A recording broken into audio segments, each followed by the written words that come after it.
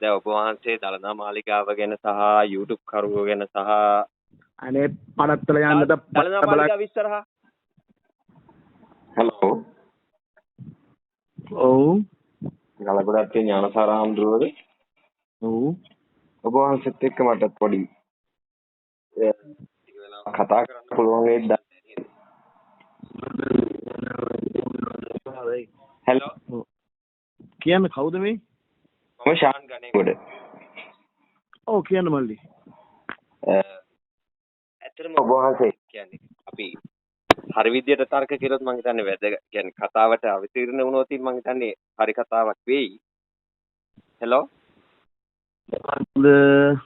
දැන් ඔබ වහන්සේ දළදා මාලිගාව ගැන සහ YouTube කරුවෝ ගැන සහ රාජාංගනේ හාමුදුරුවෝ ගැන අනේ මේ අදාළ නෑ ඇවිල්ලා මල්ලි හම්බෙලා කතා කරමු පුතා මම බුදුන් වහන්සේ නැත්තම් 7:00මාරෙන් පස්සේ ගන්න හාමුදුරුවනේ අර කාර් රේස් පදින කාර්ය ඔබ වහන්සේ කොහෙද හිටියේ